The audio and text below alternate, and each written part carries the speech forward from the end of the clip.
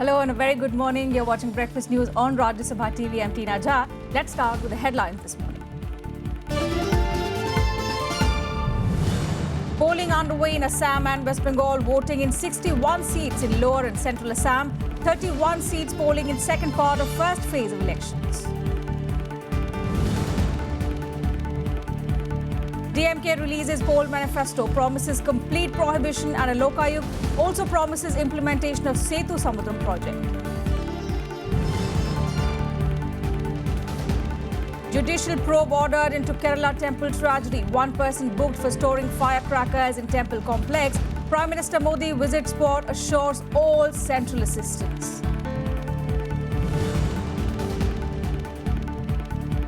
Nitish Kumar elected JDU president for the first time, replaces Sharad Yadav, primary role to expand party's political base and stop BJP's surge in Uttar Pradesh.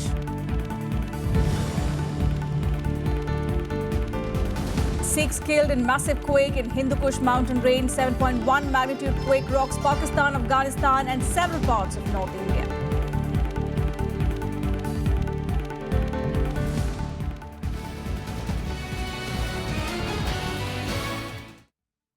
So first up, all the election-related story. Our top focus this morning, the second and last phase of polling in Assam is underway right now. Voting is on for the remaining 61 seats in the constituencies across lower and central Assam.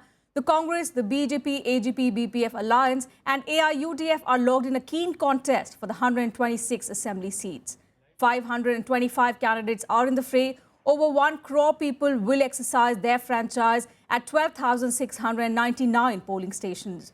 Now, with over 50,000 polling personnel deployed, security has been tightened across the polling constituencies, particularly those in 4 Borderland Territorial Area districts where NDFBS ultras are active, and in Goalpara district, which witnessed a bomb blast recently.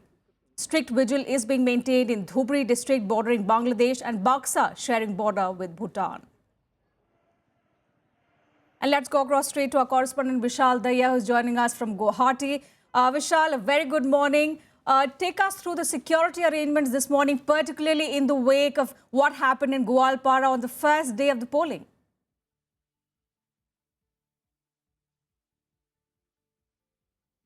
Well, yes, the security arrangements, Tina, are pretty much in place.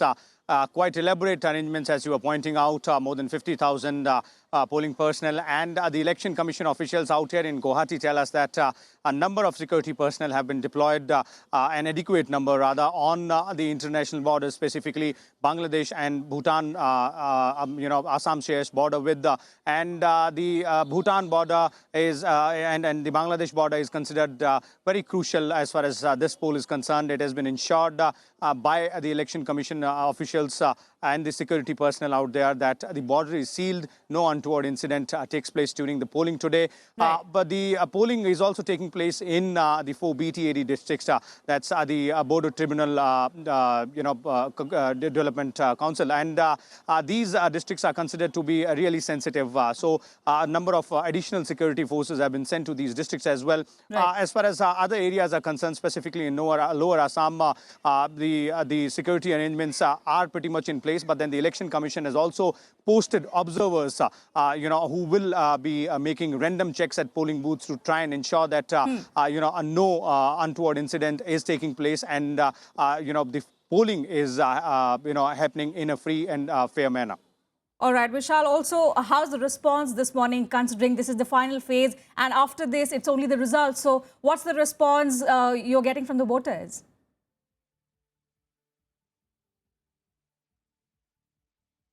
Well, the response has been quite enthusiastic, Tina. In fact, if you look at the voting percentage in the first phase, it was almost 10% more than what we witnessed in 2011 assembly poll. So considering that, everyone, including the Election Commission officials and the local people out here, are expecting that the voters will come out in large numbers to cast their vote. More than 1 crore voters are going to be casting their vote today. So it is expected that the number is going to be as large as it was. And there are a number of senior leaders also who are in fray, Tina, whose, the eyes will be on set on all those specific constituencies wherein these leaders are in the fray. For example, the senior leader of the Congress and the cabinet minister in the outgoing government, Rakibul Hussain, the former chief minister of Assam and AGP leader, Praful Kumar Mahanto, and the BJP leader, Himanta Biswa Sharma, who was earlier a senior Congress leader and moved on to BJP just before elections. These are some of the big names. And in addition to that is AIUDF chief Badruddin Ajmal, who is known to have hold sway in several assembly constituencies in the lower Assam. So all these leaders are in the fray today, and the fate of these leaders, along with some others, a total number of 525, will be sealed by these voters by evening 6 p.m. All right, Vishal, we'll come back to you. So in line with the first phase, the second phase also is expected to see a huge voter turnout. And of course, the results remain to be, we'll have to wait and watch. Now, meanwhile, the second part of the first phase of elections will take place across 31 seats in West Bengal as well. 163 candidates, including 21 women, are in the fray in the seats that fall in West Midnapur, Bankura and Burdwan districts. 5-time CPIM MLA from Narayangarh and leader of opposition Suryakant Mishra, senior state Congress leader Manas Bhunia from Sabang are among the major candidates in this phase. Polling for 18 assembly constituencies was held on the 4th of April. The West Bengal Assembly has a total strength of 294. Around 70 lakh people are eligible to cast their votes in this phase. A triangular contest between the ruling Trinamool Congress, Left Front Congress combined and BJP is being witnessed this time around. Going straight to our correspondent Pranav Goswami. Pranav, a very good morning. How do things look like in West Bengal? We hear it's been a violent start to polls in West Bengal in this phase.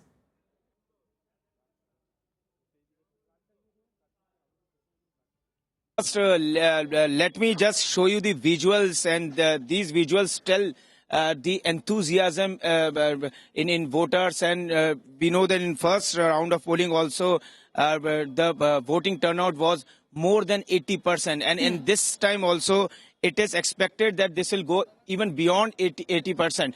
And since morning, voters have started coming out from their houses, and they are just here just to cast their votes.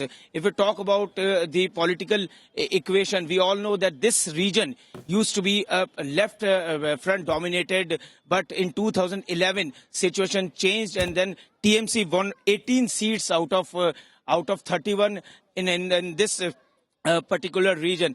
And if you talk about issues, corruption is a major issue in this election. Though there are some local issues also, people are deprived with the basic facilities, and there are development work which never took place in these 31 constituencies. We've got a few voters here. We'll be trying to talk about issues. What are the main issues which you think is going to be very crucial in this election? क्या मुद्दे होने वाले हैं इस बार आपकी नजर में जो कि इन चुनावों में महत्वपूर्ण? सबसे पहले तो यहाँ और अशिक्षित दूर होना चाहिए, और स्कूल होना चाहिए, कॉलेज होना चाहिए, बच्चों लोग को पढ़ाई का सुविधा होना चाहिए. कहीं यहाँ अभी भी बहुत अशिक्षित बच्चे हैं, गरीबी दूर होना चाहिए, और फैक्ट्री वगैरह अगर खुलता है तो बहुत अच्छा, बहुत आदमी जो यहाँ. आसनसोल में हम लोग हैं. आसनसोल के लोकल इश्यूज जो आपको लगता है, जो रोज आप जिसका सामना करते हैं, जो आपको लगता है कि जो महत्वपूर्ण है? आप मेन तो हमारे यहाँ पे जो है कि बरसात में पानी का प्रॉब्लम है, निकासी का व्यवस्था सही नहीं है, जिसके कारण हम लोगों को बरसात में बहुत ही प्रॉब्लम फेस करना होता है. कमर तक पानी घर के अंदर रहता है, मैंने रात हो दिन हो सबों को बहुत तकलीफ होता है. You can see that there are local issues also, and we've been seeing that in this election particularly opposition parties have been targeting the ruling party, and especially Mamata Banerjee, Chief Minister of Bengal, and she's facing a serious allegations of corruption. So corruption and other issues are there, but of course there are local issues also which people want to see that whoever comes in power looks into those issues, and this is going to a very crucial phase of election, just because the Mamata Banerjee's reputation is at stake. All right, Pranav, and what's the response like? We heard the voters talk about issues, but what's the response like in Asansol this morning?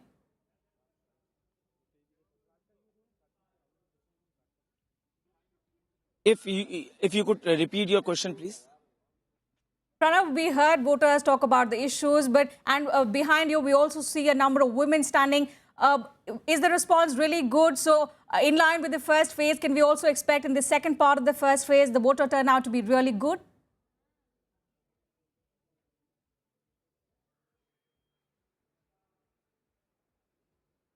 All right, we seem to be facing some audio problem in connecting with our reporter. Moving on to the other poll-bound state of Tamil Nadu, the DMK has released its manifesto for the state. The party has promised total prohibition, setting up of the Lokayukt, revival of the Legislative Council and implementation of the Setu Samudram project, among several others. Party chief M. Karunanidhi, however, did not announce any populist freebie schemes on the scale of free colour televisions it had made back in 2006. It has, however, promised a slew of concessions, including mobile phones for the poor at concessional prices, free Wi-Fi internet for students, waiver on crop and educational loans, inclusion of free milk and nutritious meal scheme, and 60,000 rupees assistance to women for marriage. The party has also promised to increase minimum support price for paddy in phases to 2,500 to 3,500 rupees per ton for sugarcane, and also announced other soaps for farmers. Releasing the manifesto, Karunanidhi attacked AIADMK chief and Chief Minister Jayalalitha over her promise of implementing prohibition in a phased manner and dismissed it as deceitful. The BJP, meanwhile, has announced its second list of 21 candidates for the Tamil Nadu elections. Tamilsai Sundararajan, president of BJP's Tamil Nadu unit, is among 21 candidates announced by the party on Sunday. Sundararajan will be contesting the elections from Virugam Pakkam assembly seat, while Purachi Kavidasan, who merged his Makkal Thamism party with the BJP, will be contesting from Gandharvakotai, a reserved seat for SC. The list was announced after deliberations of the Central Election Committee of the BJP. The party had earlier released its first list of 54 candidates last month.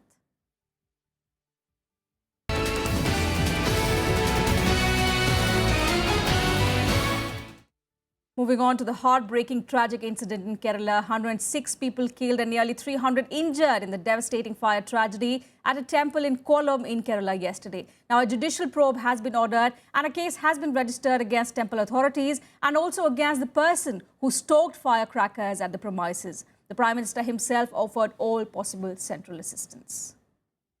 पहले क्या हुआ है, एक फूटा था, ऊपर गया, but ज़्यादा उसमें विस्फोट नहीं हुआ, वापस नीचे गिर के फूटा तो एक बंदे का पाँव उस टाइम चला गया. तो पुलिस वालों ने आके इसको रोकने के लिए बोला था, बट टेम्पल अथॉरिटीज़ ने सुना नहीं, शायद कन्फ्यूजन चल रहा है अभी क्या हुआ करके. और उसके उन्होंने क्या किया कि सारा एक साथ जला दो. तो उन्होंने बहुत सारी चीज़ों को एक साथ लगाया और उसमें से एक उड़ के पीछे उन्होंने जहाँ पे सब कुछ स्टोर करके रखते हैं, एक वहाँ गया और उसके बाद पूरा शुरू हो गया. Judicial probe ordered into the tragedy at the Puttingal Devi temple in Paravur near Kollam. A case has been registered against temple authorities and explosive licensee as well. ये एक केस किया है, section 304 culpable homicide, attempt to murder, explosive act, explosive act, ये सारे charges में लगा हुआ है. As the tragedy unfolded, conflicting versions emerged on whether the temple was granted permission to conduct the fireworks. While the Kollam district administration said no permission was granted, local people claimed that the ban was lifted after an oral nod. ये तो प्रशासनिक कमी नहीं है, actually ये तो accident है, क्योंकि अभी तो इसके बारे में डिटेल जांच के लिए हमने ऑर्डर की है. जुडिशियल प्रोब की आज डिसीजन हुआ है और इधर जो पुलिस ने ये केस रजिस्टर करके इसको क्राइम ब्रांच में ट्रांसफ़र भी किया है. सो विस्तार में जो जांच के बाद ही तभी तो मालूम पड़ेगा कि क्या कारण है, किसका जिम्मेदारी है, इसमें क्या कोई प्रशासनिक कमी है, इसके बारे में सारे चीज़ अभी तो मालूम होगा. Prime Minister Narendra Modi took stock of the situation himself, visiting the spot of the tragedy and later hospitals in Kollam and Thiruvananthapuram, where the injured are being treated. Health Minister JP Nadda is stationed in Kollam with a specialized 25-member team of doctors drawn from premier medical institutions in Delhi. The Prime Minister expressed distress at the tragedy, offering all central government help to the state. आज का जो हादसा है वो बड़ा ही दुखदायक है. कोई कल्पना नहीं कर सकता है कि मौत इस प्रकार से आ सकती है. जिन परिवारों ने अपने स्वजन खोए हैं उनके प्रति मेरी संवेदना है और जिनको इंजरी हुई है बहुत स्वस्थ हो, इसलिए मेरी ईश्वर से प्रार्थना है. भारत सरकार पूरी तरह इस संकट की घड़ी में केरल के साथ है, दुखी परिवारों के साथ है.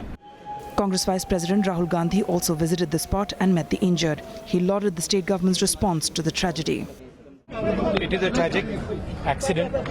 I came here and saw the patients. It's a very, very sad occurrence. And whatever the government is capable of doing, whatever can be done, we are doing.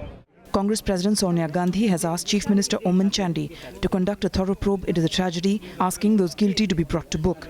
The Chief Minister has announced an ex gratia relief of rupees 10 lakh to the kin of each of those killed in the fire tragedy and rupees 2 lakh for those seriously injured. He also lauded the efforts of the public in rescue operations. Police and the fire force and also the public, they did a very good, commendable job in the rescue operations. I congratulate police and fire and rescue department and also the public. The armed forces pitched in with helicopters, aircraft, ships and medical teams to ensure quick treatment of the more than 300 people injured in the devastating fire. In the wake of the mishap, the Indian Medical Association has decided to move the Kerala High Court, seeking a ban on display of deadly fireworks which are common in the state during festivals and political programs. Bureau Report, Rajya Sabha TV. Very, very tragic incident indeed. In fact, we hear Pakistan Prime Minister Nawaz Sharif called up Prime Minister Narendra Modi to express condolences over that fire tragedy. With that, we slip into a very short break. Lots more coming up on the other side. Do stay with us.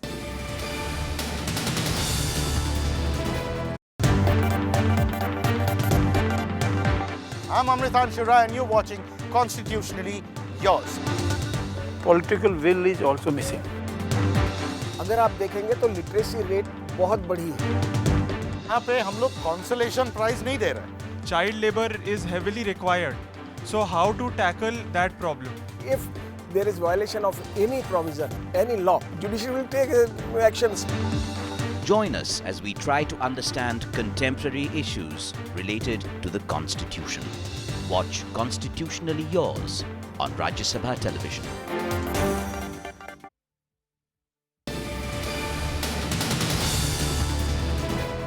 Thanks for staying with us. On to the big political news now. The expected change of guard in the JDU took place yesterday. Bihar Chief Minister Nitish Kumar replaced Sharad Yadav as the party president. Yadav had been president for 3 terms and did not seek a 4th term. Instead, he proposed Nitish Kumar's name, the most popular face in the party and the one who has an image of being a Vikas Purush. Now, Nitish's primary role as JDU president is to expand the party's political base, starting with the assembly elections in UP next year. Eyeing expansion beyond Bihar, the Janata Dal United elected its most celebrated face, Bihar Chief Minister Nitish Kumar, as party president on Sunday. Nitish was unanimously elected by the JDU National Council at the Parliament Annexi in New Delhi. Soon after, Sharad Yadav resigned from the post. President for 3 terms, Sharad Yadav was not keen on a 4th term. He proposed Nitish Kumar's name instead, which was seconded by several other leaders. The party's national executive will now be convened in Patna on the 23rd of April, in which Nitish Kumar's election will be ratified. 23 अप्रैल को पटना में राष्ट्रीय परिषद की बैठक होगी, जो चुनाव आयोग के द्वारा निर्देशित नियम हैं उनको सेटिस्फाई करने के लिए, जिसमें देश भर के जिलाध्यक्ष, सारे राज्यों की कार्यकारिणी के मेंबर, सारे एमपी, सारे एमएलए, सारे राष्ट्रीय परिषद के लोग शामिल होंगे और विधिवत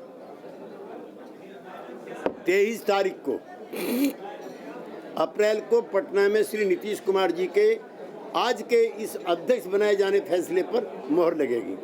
The new responsibility will enable Nitish Kumar to lead the JDU from the front and expand it by negotiating mergers with other parties. The first task at hand will be to stop the BJP in the UP Assembly elections next year. हम अपने समान विचार वाले दल, जो चाहे वो लोक दल की धारा के रहे हों या जनता दल की धारा के रहे हों, लोहिया की धारा के हों या चरण सिंह की धारा के हों, उनको धीरे धीरे समेट करके राष्ट्रीय पार्टी बने. बिहार में हमने रोका है, उत्तर प्रदेश में हमारे प्रयास होंगे कि अगर वहाँ भी भाजपा को हम सत्ता में आने से रोकते हैं तो 2017 में ही 2019 की लड़ाई छिपी हुई है.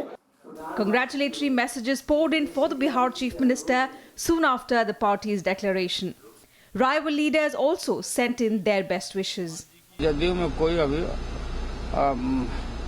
दूसरा विकल्प नहीं था। नीतीश जदयू के नेता हैं पार्टी के, तो जदयू पार्टी को मतलब उनके नेतृत्व में पूरे कार्यकर्ता सब बंधे रहेंगे।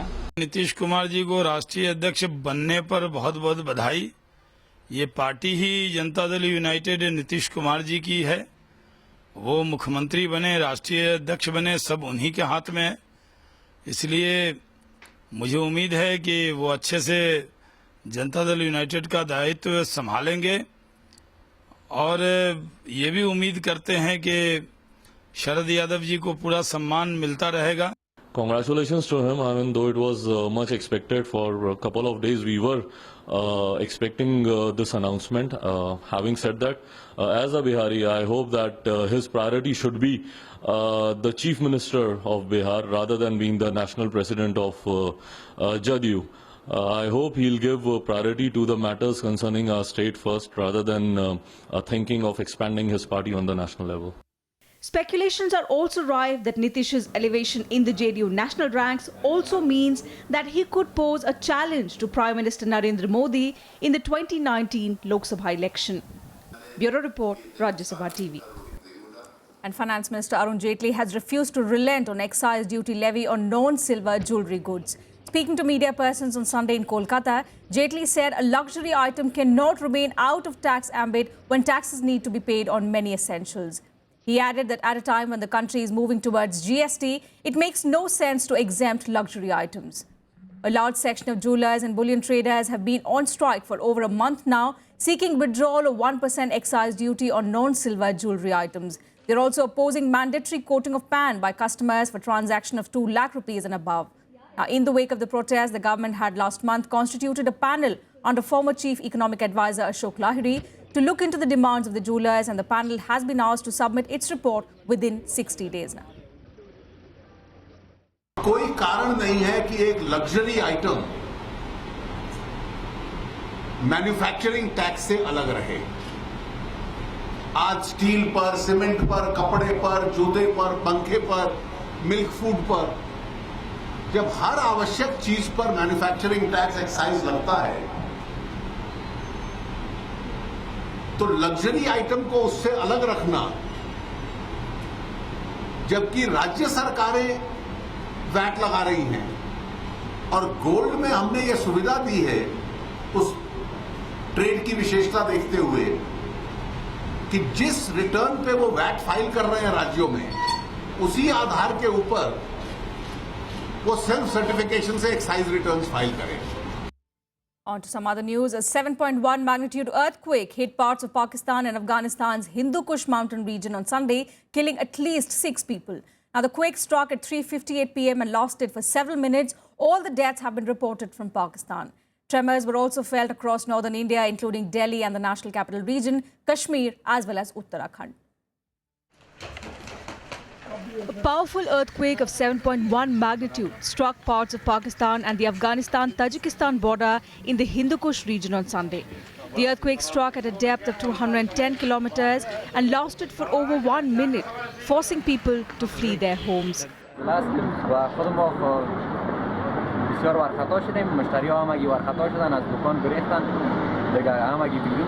खाना खा रहा था, अचानक एकदम जलजला आया। ठीक ठाक आया, मैं बाहर निकला तो ये ऊपर से ये सारी बिल्डिंग जो थी ये हिलनी शुरू हो गई, यानी कि काफ़ी तेज़ जलजला था और चांस है, कह रहे हैं कि दोबारा फिर आएगा ये।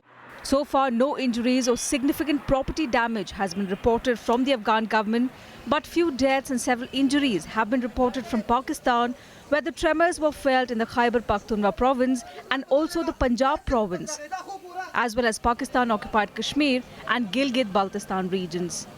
अभी तक हमारे पास 27 बंदे रिपोर्ट हुए हैं इनिशियली और 27 सारे माइनर इंजरीज हैं। कोई कोलैप्स ऑफ बिल्डिंग नहीं है, किसी किस्म की बड़ी इंजरीज नहीं हैं। 27 में से 18 से 20 हमने रुखसत भी कर दी हैं फर्स्ट एड के बाद। Besides Afghanistan and Pakistan, the tremors were also felt in large parts of northern India, including Jammu and Kashmir, Punjab, Chandigarh, Haryana and the Delhi National Capital Region. Tremors triggered panic among people, many of whom rushed out of their homes for safety. Metro services were temporarily halted in the national capital. तो अचानक से पूरे TV वीवी सब हिलने लग गए, वो पानी का कैन हिलने लग गया था, तो हम सब में एकदम सब डर के मारे हम सारे ऑफिस के कलीग सारे नीचे भाग के नीचे आने लग गए थे. The Hindu Kush area, bordering Pakistan and Afghanistan, is a seismically active area with quakes often felt across the region. A 7.5 magnitude quake struck the area on the 26th of October 2015, killing more than 300 people and destroying thousands of homes. Bureau Report, Rajya Sabha TV. And on to Ukraine now, where Prime Minister Arseniy Yatsenyuk has resigned. He tendered his resignation in a televised broadcast and signaled support for parliamentary speaker and presidential ally Vladimir Grossman to take over his post. Now, Yatsenyuk has resisted pressure to resign since surviving a no-confidence motion against his government in February. But Ukraine's political crisis has fractured the ruling coalition and further delayed the disbursement of aid under a $17.5 billion International Monetary Fund bailout program. President Petro Poroshenko's faction and Yatsenyuk's People's Front Party were expected to announce the formation of a new coalition next week. In his speech, Yatsenyuk said his party was committed to the coalition and appeared to hand over the reins of the government to Grossman. On to the United States, Democratic presidential candidate Senator Bernie Sanders on Saturday won the Wyoming Democratic Caucus to extend his winning streak, while Republican Ted Cruz completed his sweep of Colorado's 34 delegates. Now, 74-year-old Sanders registered his stunning 8th win out of the last 9 contests.